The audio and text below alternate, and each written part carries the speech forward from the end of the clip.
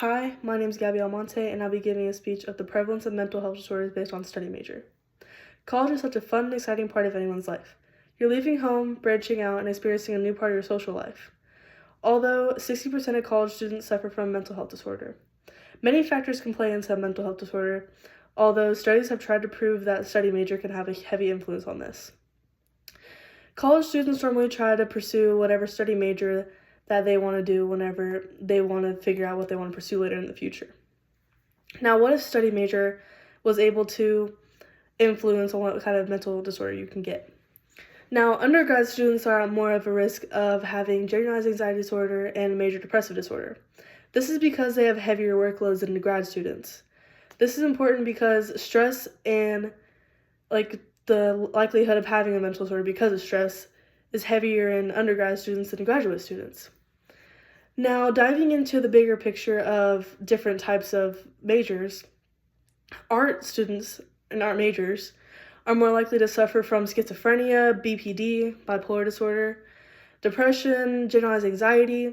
This is because all these disorders are more normalized in this industry because famous people like Van Gogh were more likely to have, or were believed to have schizophrenia, and they produce these beautiful art pieces.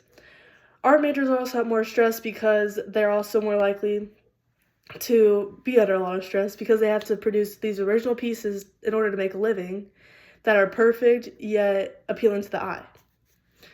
Now, nursing students and medical students are more likely to suffer from depression and anxiety because they're held at such a high standard, and they're also in school for over 12 years. On top of this, they're at more of a risk of stress and anxiety because they're also trying to do their internship, their residency, and become a doctor. Along with these problems, they also have to be held at such a high standard because not only are they dealing with themselves, but they also have to deal with other people. Same thing goes with psychology majors. They have to push aside all their feelings in order to be at help for another person. So psychology and medical majors are more likely to suffer from depression and anxiety disorders. Now, this is important because they both have somewhat of the same amount of school. Medical majors have more of a longer route than psychology majors, I'm pretty sure. But this is important because they both have heavier workloads, but they're both gonna most likely have the same amount of generalized anxiety disorder and major depressive disorder because they're not only taking care of themselves at this point, they're taking care of other people. Now, business majors are more likely to suffer from alcoholism than a medical major. This is important because medical majors have more work than business majors because medical majors are in school longer than business majors. Although business majors, you have these fresh college kids coming out of college working 100 hours a week and then going to go crack up with their friends and drink. And in this industry, peer pressure is such a huge thing. Like, you're not cool if you don't drink with them. So at first, if someone's not going to want to drink with them, then they're going to want to drink because they're not cool, but they want to be cool.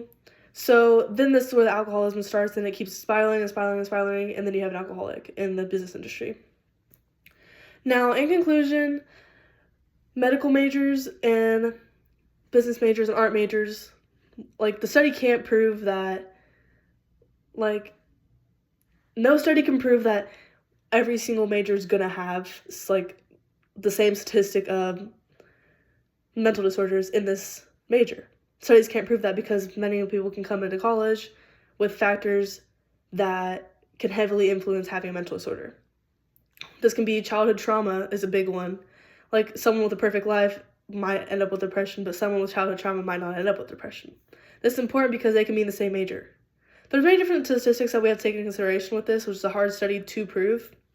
But mental health is a big issue in college because many people do shrug it off. And not only do you have not enough funds going toward these counselors and offices, but you also have students saying, oh, I didn't have the time to get in, I couldn't get in. And many people are just turning their heads the opposite direction and not focusing on these college kids trying to reach for help, but they can't get help whenever they need it. So you have all these statistics going up and up and up about college students having a mental health disorder, but they don't have the help that they need. So I think that we need to put more effort and bring more attention to this problem so these college students don't have a mental health disorder based on workloads, which I think workload is going to be equal everywhere, but I think more majors do have them than others.